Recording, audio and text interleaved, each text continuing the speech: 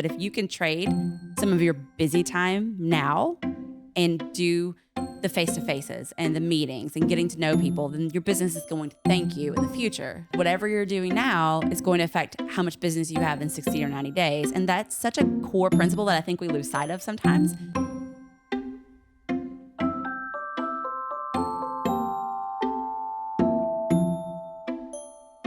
Welcome back, friends, to the Business of Homes podcast. My name is Michael Conrad. I am a real estate entrepreneur here in Middle Tennessee, and I am fortunate enough today and many other days to bring you stories that surround and flow through the real estate business and really everything that surrounds a home. This is the Business of Homes podcast, and I am here to introduce Emily Daniel, who has been a friend of mine for a number of years, and in that time, she has held a number of positions and roles and now vantage points on the real estate industry and really the business underneath and inside of it all. Thank you for being here, Emily. Thanks. I'm so glad to be here. I have been so impressed. You and I cut our chops back in the day, hustling at networking events, and it felt like for a while we were everywhere. And that was fun. It was like a little band of brothers and sisters who were sort of traveling from networking event to sort of maybe sell our wares is sort of a poor definition of it, but certainly to meet as many people as we could and expand our understanding of the business while we were trying to hopefully open doors for other people as well. Wasn't that a crazy time? I feel like there were days I saw you 3 times a day at different events. Where are we going tomorrow for lunch? You know, that was kind of what we did. Well, I think ever presence is this essential piece of those early entrepreneurial days where you're like, I don't have as much to offer maybe as the person down the way. Maybe I'm new to real estate. I just got my license. How do I compete with, the big guy on the sign? Well, be everywhere was my idea. And I was looking at you and say, wow, you're going to everything. Okay, I got to hustle too. So yeah, that was fun. I think another thing that I did in particular was social media. And people felt like they knew me through social media, which was great. And then when I saw them at events, even if they never used my services, right, they would still be like, Emily, tell me about this last place you went on a run. Tell me about the last race you did. That thing you kid said was hysterical. So it was kind of like I was just always very authentic. And people would relate to that. And even it gave a warm talking point. Like if they used someone else for a home warranty and they saw me at an event, they would still talk to me about something else. And by the way, warranties are not exciting. So I love to talk about other things. Yeah, I didn't do that as well. I have to tip my hat to you. You navigated that difficult balance between creating a public persona that is also in reality your private persona, but not letting it be inauthentic or take over your life. I tried to keep those things separate for a long time. And I think in some ways, this podcast and the people that we've been fortunate enough to interview and the stories that even I've shared is a chance for me to sort of try to mix that public and personal personas better. You did it better than me for a long time. For a long time and still going. still doing it better than me, I guess. But you haven't just stayed the same. And I think that's another piece of it. You can't just be ever present.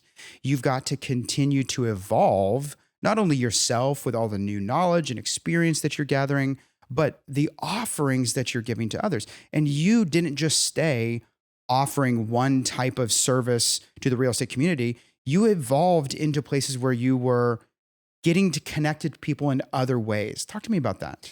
Yeah. And what's the quote? I will definitely butcher it, but it's something like evolve or die, right? Like, no one's buying film. I guess there's a resurgence on film, so maybe that's a bad example, but no one's going to Blockbuster to rent a VHS tape or a DVD.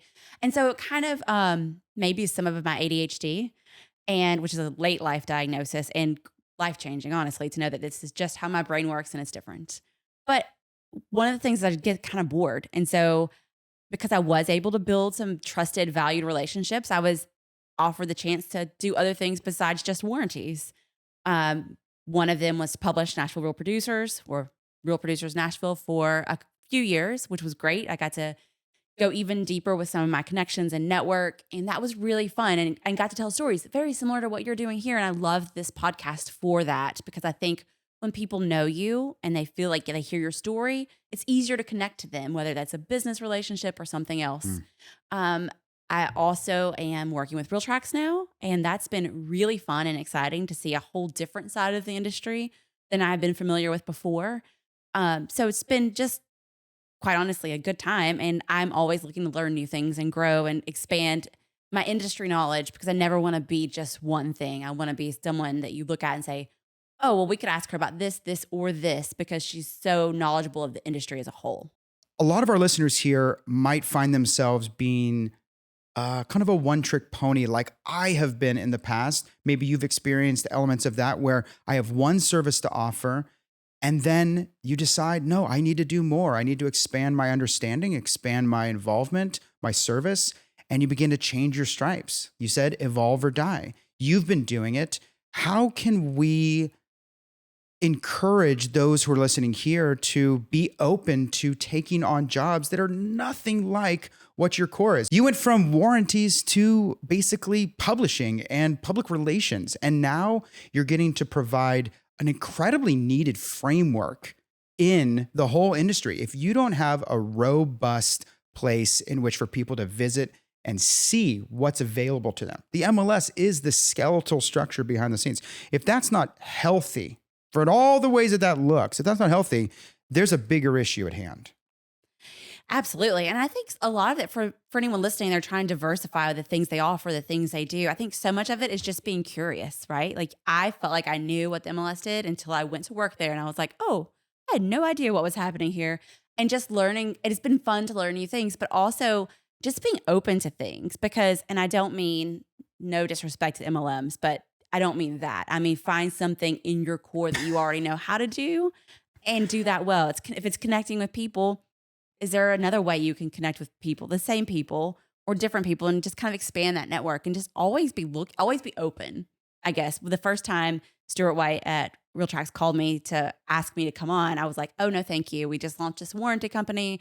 I don't think I can leave it now. It's a tiny baby. And then almost a year and a half, 2 years later, we had another conversation and I was like, okay, but I have to keep the warranty part because it's kind of runs itself to some degree. And he was like, that's totally fine. And I was like, oh, it's interesting because it's very fascinating because I do these 2 full-time jobs plus other weird things. Like I still write for the Real Producers in Chattanooga as just a way to meet people.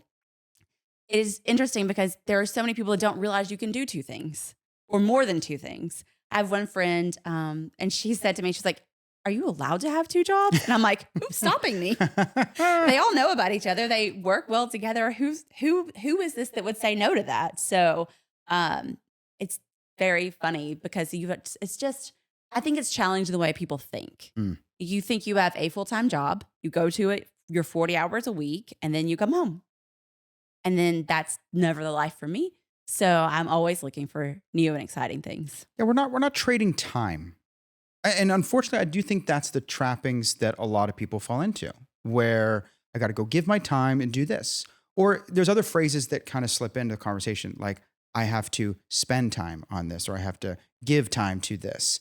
And ultimately, if we're really bound to this concept of time over value or over effect, Right. then I think we really chain ourselves to the actual clock. And we know that the clock doesn't magically get less time or more time during the day. There's just a finite amount and it's kind of always fixed. And so if you're only ever dealing with 8 blocks of time or 12 blocks of time or even 24 blocks of time, you're never dealing with anything more of that. And so this concept of I'm going to trade my time for someone else or for something like money. And I think real estate practitioners, real estate agents, at their best, at their just pinnacle of doing their job well, have escaped the understanding that they are bound to time, that they are now moving into a place where they can have a big effect or they can change how people view their own lives. You know, they can have a positive influence on people changing a station from one house to another or divesting of something. And so I think that's a great encouragement for me that if we focus more on the effect that we're having, which of course is born out of relationship. Absolutely. It was funny that you mentioned that about the impact realtors have on more than just selling or buying a home. when I was at the association, I would always say realtors sell more than real estate because if you're moving here, you're asking your realtor, what's your favorite Mexican restaurant? Where's the best place to buy fresh produce? Where should my kids go to private school? What's your favorite music venue to go to? So realtors are selling everything. But the funny thing that I learned while I was publishing Real Producers is they sell the business a lot. Very, very many people that I talked to, very, very many people, a lot of the people I talked to, said they got into the business because their realtor had done such a good job. A few of them got into it because their realtor had done such a bad job. But overwhelmingly, it was like, I loved the thing my realtor was doing. And to kind of bring this full circle, I remember when I was on staff at the association, I was on staff at Greater Nashville for 4 years. And I remember meeting a warranty rep, and she was on a couple of the committees I was the staff liaison for. And I thought, gosh, her job looks like so much fun. Like she gets to go out and have meetings and happy hours and lunches. And isn't that a lot of fun? And I was like, how do I get a job like that? And then I went through this course. It was called Investment in Excellence. Don Klein, the CEO, was very serious about putting us all through this course to really change the way we thought. And it was basically like you hear these tapes in your head of the way you thought life should always be. You work 40 hours a week. You get married and have 2 kids. You live near your parents. Whatever it is that the world's taught you are the rules, aren't the rules. You're never going to reach your level of potential. I don't think anyone can actually reach their level of potential, but a lot of people stop trying because they're playing by these rules and tapes they have in their head, was essentially this program we went through. And I will tell you, this is such a fun story for me. We got a sheet of paper, 8.5 by 11 standard sheet of paper. You folded it as many times as you could, and you wrote down, I think it's 12 or 16 items that you think are impossible for yourself. And at the end of it, it was like, in a year, pull out this sheet of paper and how many of these things did you accomplish? Now, I'm still waiting on my beach house. But a year later, when I looked at that, I'd switched jobs because one of the things I wrote down was I was a single mom at the time. And I was like, I want to be able to pick my kid up. I don't want him to be the first kid at daycare and the last kid out of daycare. I want a job with flexibility. I was working at a job then that I had to be there at 8:30. And if I left 1 minute before 5, I had to get permission. Oof. And that felt wild to me that I could work somewhere that wasn't like that. And I'd written that down.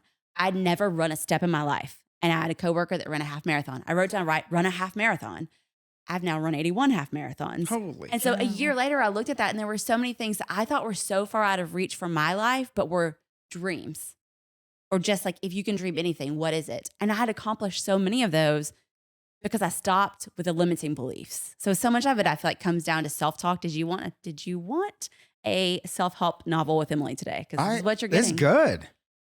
So I did challenge myself on just the things that I believe. And this is not a one and done. I get up every day and I don't always win the day, but I always have to think, what things am I telling myself that aren't true or don't have to be true? Like what things have I subscribed to as absolute truth that aren't? Yeah, I struggle sometimes with the sense that like I can just talk myself into positivity. And I probably don't even struggle with it nearly as much as a lot of people do because positivity does tend to come easier for me. But this idea of writing down or codifying these tapes, these inputs, these limiting beliefs, at the very least, you can start to wrap your intellectual mind around whether it is real or made up or just been given to you a long time ago. And again, this idea of time, we are constantly evolving from generation to generation, our understanding of work and play and family and effect and happiness. And all of these things are constantly evolving. And I think that previous generations have struggled with trading time. Previous generations have struggled with defining happiness as we now would define it. And so I think that business, when it's at its best, is making you happy along the way to give you time and freedom to be happy also doing other things. And for fear of sounding, like a millennial, I think that, happiness quotient, whatever that means, is probably one of the nobler sort of pursuits. At the very least, it makes this very difficult life more pleasant. It really does. It's funny you touch on the generation thing. I was talking to my therapist recently. Therapy, everyone should go to it. Makes you a wholly better human. But we were talking about this idea where, our parents, we could just start a podcast about being millennials, but our parents didn't care about work-life balance because it was never a concept they thought of, right? And to be fair, the business world rewarded them differently than it does now. Like my in-laws retired with pensions. There's not a company giving you a pension now. That's crazy. But also we're not staying at a company for 40 years from the first job we take. And so she and I were discussing, and she said, you seem to have good balance to work as much as you do and do as many things you do. You have good balance. And I'm like, I feel like our generation, I'm 41, born in 81, definitely an elder millennial, which makes me want to cry. But I am an elder millennial. But I feel like it was our generation that was the first one to really hear about and embrace this concept of a work-life balance. We were the first to think, oh, I don't have to chain myself to a desk or a factory or an assembly line for 40 hours a week. This could look differently. And I might work. When I left Greater Nashville to sell warranties, I remember thinking, I am working so much harder than I did before, but it's when I want to, and I can pick my kid up from school. And this is so amazing. And I love it so much. And I might work 2 hours at night or 2 hours on a Saturday. And I remember just having to reset how I process time and work. I think realtors often get caught up in just always working for fear. Like they're not taking Mondays off or Sundays off for fear of losing business. And I think the really successful agents out there are setting those boundaries. You might have to pay your dues to be able to set the boundaries. But I think the top people realize that none of this is worth it if you're not having a good time. If you're not happy, none of this is worth it. Yeah. And I'll tell you, work is not all the same. I mean, there is real identifiable planting of seeds. There is real identifiable cultivating of leads, and there's real identifiable harvest. But so many people, probably in many industries, but I see real estate most, are busying themselves. I guess the agriculture analogy would be that you're sort of like, you're puttering around the farm or whatever. They're sorting it is. their seeds. Right. They're not even planting them. I mean, it might be beneficial for the farm, but it's not beneficial for reaping a harvest. And ultimately, that's what it really has to come down to. You have to be creating relationships and planting seeds and cultivating those leads over time. And so that's an encouragement. I mean, that's a classic, like one finger pointed out and 4 or 5 fingers pointed back, or however many fingers I have in my hand.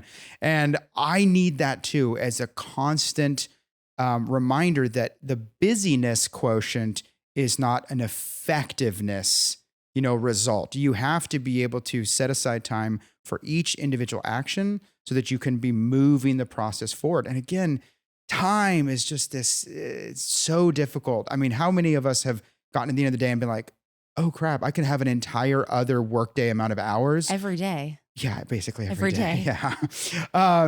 And never get accomplished. And yet I'm not feeling that drudgery and that fatigue. And it's usually because there's either a mixture of I'm enjoying what I'm doing, or I'm getting to see the results out of making sure I'm spending the time in the right places. It's fascinating because I say all the time, especially with warranty reps that I've worked with in the past, and then in a lot of jobs that I've had, I see people want so badly to work and to feel like they're working. And so they will fill up a lot of their time with busy work. And that busy work is never going to have a harvest. It's never going to bring you the success you want. So I am an extremely efficient human. So I see people do things and I'm like, I remember one time, the first warranty company I worked at, there was a whole section in our training manual about organizing your car. And I was like, I think if we're hiring people who need to be told how to organize their car, we're hiring the wrong people. We're going the wrong way. They are not the people we want building relationships, because it is like you could work forever. But I see, and I do see a lot of agents do the same thing. You see the agents at the same open houses. You see the same agents at the same places, and they seem like they're working a lot. And they probably are working a lot. And I think we're designed to want to work a lot as humans. Mm-hmm. But you have to work on the right things. And I see so many people just doing some busy work. I'm just going to clean up my website. And once my website's ready, I'll be ready. And I'm just going to organize my database. I could never do those things. Those are not skills I have. But I see people just spend so much time getting ready to do something when it's always better just to do it.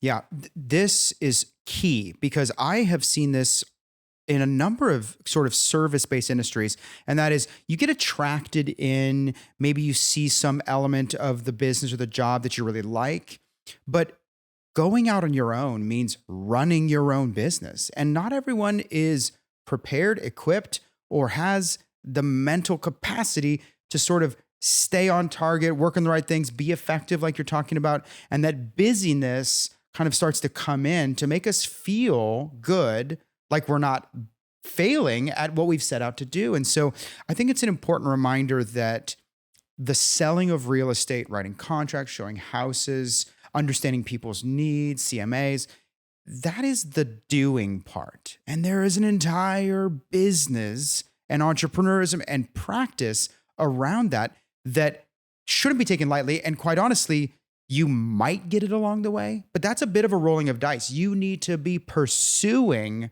the knowledge, not only about how to write contracts and what zoning requirements are, but you need to be understanding the practice around that. And no, organizing your car is probably not on that entrepreneurial list of skills that you're going to need to be successful. And yes, being out there and hustling always feel good, but there is different types of hustle.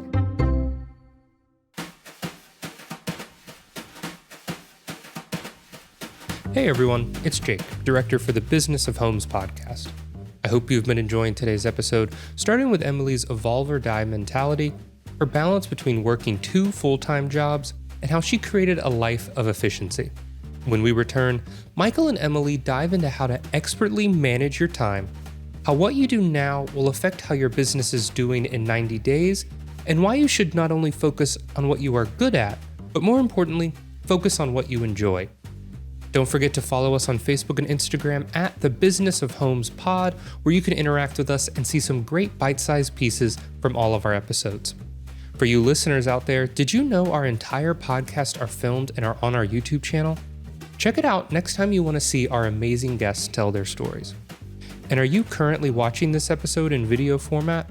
Don't forget to follow us on your preferred audio streaming service to take us with you on the go. Lastly, do you have any feedback or want to suggest someone for the show? Email us at thebusinessofhomespodcast@gmail.com. Please enjoy the rest of today's episode with Emily Daniel. Let's get back to it.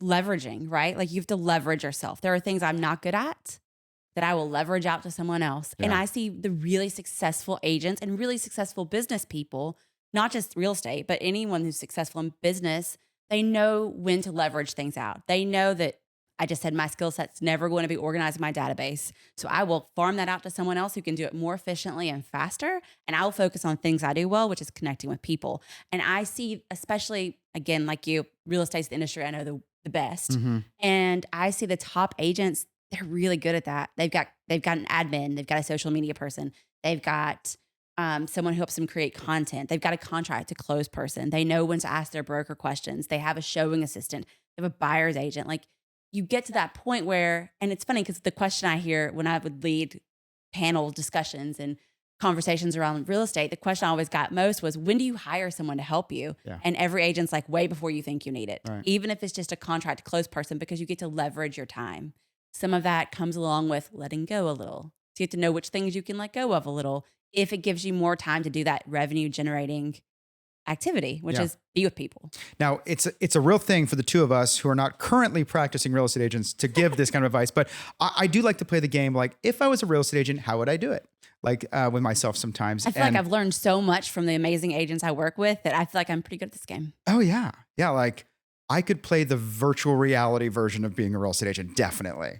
And I don't want to do it. So for the record, of all the jobs I have, I don't want to be a real estate agent. But I will say there are some easily identifiable things right in the beginning that I think comes down to, interestingly enough, trading time. We're kind of back at that concept. Contract to close is an easy example to sort of attack because it really kind of does come down to a specific set of actions over a relatively specific set of time. You have to fill these things out. You have to file this. You have to keep these schedules. Those are the actions. And then you have to do it over the course of 15, 30, 45, 60 days. There's a specific set of time. And so if you know what the actions are and you know the time, how much are you not doing else that you could be doing if you're doing this? The number of times I see people it's fascinating because kind of in the warranty business, I can see the cycles of things. And so it's fascinating to see Realtor A will have 6 closings in 6 weeks and then not anymore for 6 months. And I would attribute that to, again, this is virtual reality real estate. I would attribute that to they got so in the weeds with those 6 deals. Oh, yeah. And they probably weren't using someone to help them. And then their pipeline dried up because they weren't actively working their relationships in their sphere. And so I feel like that's the big thing, right? It is trading that time. Yeah. It is finding ways to hack things. I'm really good at hacking things because you've got to get done quickly because we can do the important things. Yeah. Not a coaching plug, but I do know my friend Kendra Cook is the head trainer for the real estate. It's definitely not her title. It's definitely better than that for the core. And the core's whole model for realtors and lenders is FaceTime. Not on your phone, but face-to-face time, breaking bread with people. That's the thing they measure. They don't measure how many deals did you do. I mean, they do because they track everything, but they measure the biggest contributions to success for them is how many people did you meet with this week? Yeah. And ironically enough, you can trade the time you would spend, not the time you spend. You can trade the time you would spend to now go focus on something that's going to have a bigger effect. That feast or famine or roller coaster example that you gave, in the service, sort of home inspection, pest control, construction service industry, that is a very too familiar cycle that you get out there and you meet a lot of people and then you get a lot of leads, you go do all the jobs and then you're out of work and you got to go back and start the cycle again. And it's really difficult on your anxiety. It's really difficult on your relationships around you. It's really difficult to scale. It's really difficult mentally. Yes. Like it really, because you're on a high of being, I've done so much, I'm doing so well. And then you look back in 30 days, and you're like, where did that all go? And so that's a tough mental game when there's a better way to do it by leveraging your time and trading time. It's funny. This is like, I'm sure a sales principle. It's funny. I have a business coach and she's like, you're doing all the things instinctively and you don't have names for any of the things you do. And I'm like, that's true. I don't. I just kind of, it's an innate skill. I have very few innate skills. I think Zennials or elder millennials or whatever you call them do kind of shirk traditional coaching and then kind of organically get to it on their own. Absolutely. And then like pat themselves on the back. And it's like, you could have just shortcutted that. I could have just like read the book that told me how to do it. And instead I'm like, I made this up all on my own. And she's like, you're doing this and this and this. And I'm like, oh, I didn't know that. And if it's in my case, it's like, and it took me 3 years to figure it out. And they're like, well, you could have read a book. They're like, here's the miracle morning. Yeah. I'm like, look at me. I'm getting up early. Isn't that amazing? And they're like, there's whole books about that. It's not amazing. And I'm like, oh, well, it is for me. But one of the things I think is like a basic sales principle is whatever you're doing now is affecting your business in 90 days or 60 days. And I sold Pampered Chef when I had gotten out of college and I was actually working at Greater Nashville just to make some extra money, single momming it. And that was one of the principles. Like you can get so caught up in the thing you're doing now that you don't have any, like I did, this is hysterical because I don't cook. I can barely make HelloFresh meals that come all basically assembled. And I was selling cooking tools. So, you know, that's the kind of salesperson I am. Nice. And, but I would tell them, I'm like, I've never used this thing. I use this pizza cutter to cut pizza that's already sent to me or whatever. But it was fun. I loved it because it was all about people, right? And that's should have been my first inkling that I need to be in a people-driven business. But that was one of the principles. Like whatever you're doing now is going to affect how much business you have in 60 or 90 days. And that's such a core principle that I think we lose sight of sometimes. Because if you look around, you're like, I'm just servicing things right now. I'm not meeting with people. I'm not going to lunches. One of the things in warranties we track or who's ordering from us for the first time. And so I will realize I haven't been out lately. I haven't done many coffees or lunches or whatever. And then 3 months from then I look and I'm like, well, the numbers show it. So it's like it's such a bedrock of sales that we kind of skip over sometimes. But if you can trade some of your busy time now and do the face-to-faces and the meetings and getting to know people, then your business is going to thank you in the future. So, and honestly, all hours aren't created equal. Also, all tasks aren't created equal. There are high-level tasks, mid-level, low-level tasks. There are tasks that you can trade out for low number of dollars and tasks that might be traded out at a high number of dollars. If you are, away for a couple of days and you need someone to help manage your listing, that might come cheap because it's easy. But if you are looking for someone to co-manage the entire experience, that might come at a cost. If you are trying to get someone to manage paperwork again, we're back at contract to close, that might come at a more lower quantified cost. And if you yourself can be going and planting seeds, which is a high value action, and you can trade and get that time back by giving away something that can be paid out in $20, $30, $40 an hour or less, that is a good trade every day. And unfortunately, we all get in our own way. We think, nope, I got to do it. I got to know it. I got to make sure I service it in this way. Or you get in a scarcity mindset. Yeah. And you're like, I can't possibly, you start to do the math. And you're like, if I paid out $500 for contract to close on these 5 deals, what else could I do with that $2,500? But you're not seeing that if you traded that time, Yes. that $2,500 could become a $25,000 commission.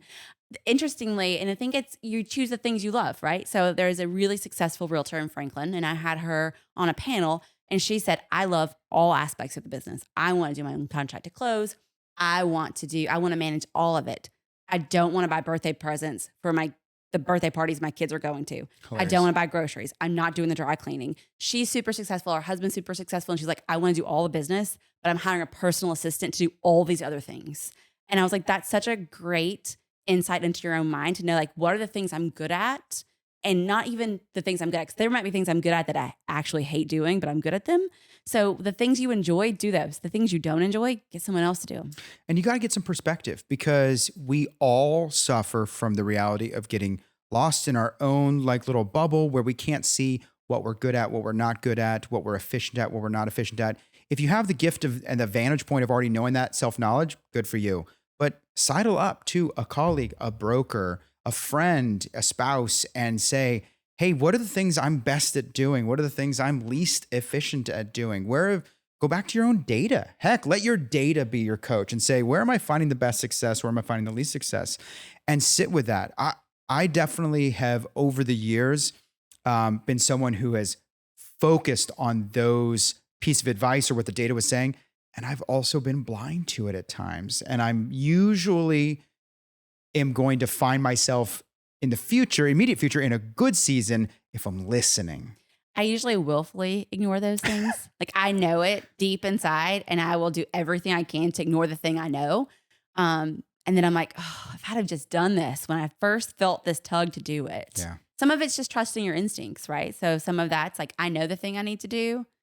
I know if I do this thing, it'll grow my business, but the self-talk and talking myself out of doing those things, oh my goodness. So I think you're right. And I think asking a variety of people, ask your spouse, what do I complain about doing? Mm-hmm. What do you think it is that I hate the most about my job? And listen to what they say. It might match up with what your broker says or your business partner says that you're great at doing, but you hate. Or say what am I not so good at? What do you see me do that I should probably outsource to someone else? Yeah. And there's changes coming in the wind. None of us are guaranteed a static, similar tomorrow. This business is changing. Or tomorrow. That's where I thought you were going. I'm like, this is or getting tomorrow deep. at all. But this business is changing fast. There's, all sorts of stuff that's coming down the line that may completely change the way that we practice real estate and all the things that surround it. And the truth is, for anyone who might be listening here who has been around for more than 5, 10, 15, or 20 years, has probably seen 3 or 4 cataclysmic changes already. And so being able to know what you do best will help you understand what's ahead of you. I remember I was on staff at Greater Nashville. I feel like I told someone this other day. I feel like there are 2 times since I've been in real estate where it just kind of halted. One was 2008, Yeah. the housing recession 2008. I was on staff at Greater Nashville, and it was everything froze. It was like a game of freeze tag. And again, when interest rates went up last year, it was everyone just kind of took a breath. I and literally was thought you were going to say the pandemic, but no, that did not happen actually. Oh, actually, it did happen in the pandemic for a whole 4 days. Yeah, for there were a week. Whole 4 days. And actually, this is where your RPAC dollars matter. If you're a realtor, you should give to RPAC, because the state was able to lobby to keep realtors as an essential worker. So they were able to keep going. And then we had no idea what was coming after that. Exactly. With the real estate world and how it exploded. But I think the interest rates, and it's been fascinating because there were so many people who started at the beginning of 2008, not knowing what was coming in real estate, that were like, I'm going to find a way to be successful. And there were so many people who had been superstars until then that did something else. And so I think that's always fascinating. When you want to do it, you're going to find a way. So I'm fascinated to see a year from now, the people who recently started in real estate, some of them are going to be our top producers because they've only existed in this market. And so I think that's a testament to everyone to just keep learning and growing, and don't let the outside forces affect how you run your business. If you're still doing that face-to-face time, you're still doing the human connection and the relationships, whatever the rest of the economy and the rest of the world is doing, you have a solid foundation. Boy, that is not only great advice, but an incredibly tough balance, because especially for younger practitioners, younger realtors, I mean, it's this, do I listen to the way it was? Because there is this seeming benefit of, the wisdom that comes with experience, no doubt. But there's also this, it was in me, so I know it well. And that is like, everything that has come before now is basically a version of wrong. It's either wrong today or it's going to be wrong tomorrow. And so I need to cut my own trail. And so this real intense tug of war, I don't know if you feel it, but trying to figure out how to cut your own trail and make your own way, but also borrow from the past. Oh, it saves you so much time. If you can learn the lessons that have been learned before you, then you don't have to fail in the same ways. At Realtracks, one of our core values is to fail fast and iterate always.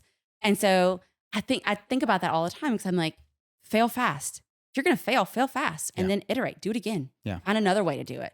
And so that kind of, it's really stayed with me since I started at Realtracks about a year ago. And just is, you're going to fail. That's fine. It's great. You're going to fail. And I think for super high achieving people like you, like me, like probably everyone listening, it's hard to accept failure, but the faster you accept it and try again, the better your business does, right? The better you are as a human. Yeah. And I think we can't underscore that, all of us have seen enough change to know what change looks like.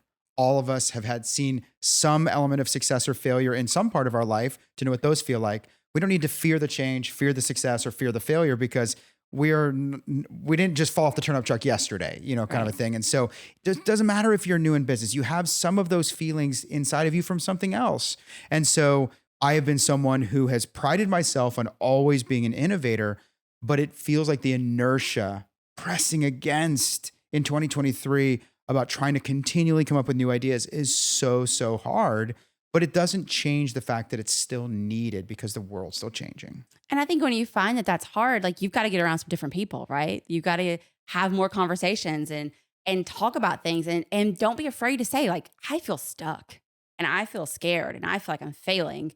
And you get around the people that go, yeah, you might feel that way, but have you thought of this? And have you thought of that? And I mean, we were talking about this before, like just ways our own businesses have grown and things we've tried and things that didn't work. But at the root of it all, it's always coming back to finding people you trust, finding mentors, finding someone you can sit beside and say, this is terrible right now. What am I going to do? I love that the advice of like, when you have to innovate and you have to pick yourself up off the floor and keep going, the answer is people. It's people again. Like, we're right back at the beginning. I mean, I really feel like the answer to everything is people. For me, in my own life and business, like, it's always people. Like, if I'm not doing as well as I want to do, it's find more people, talk to more people. Who else can I sit down with? Who else is going to challenge me to think differently? Man, I mean, we should probably just rename this podcast Two Extroverts, because we think the answer to everything is people. So there you go. No, any introvert listening is like, I'm turning this off. This is terrible. They said to sit down with person again. I can't do it. They're probably not listening. There's not an introvert listening to us right now. Oh, I hope that we get all types.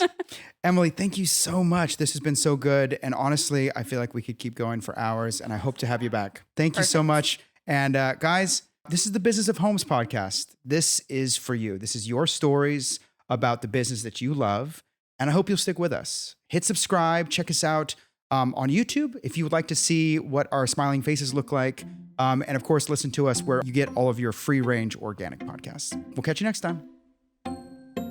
Free range organic podcast.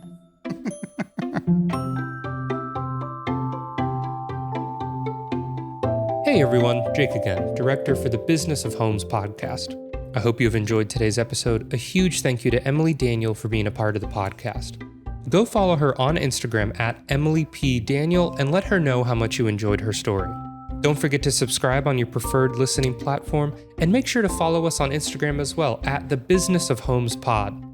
Do you have any feedback or want to suggest someone for the show? Email us at thebusinessofhomespodcast@gmail.com. Thank you again for listening, and we'll see you soon.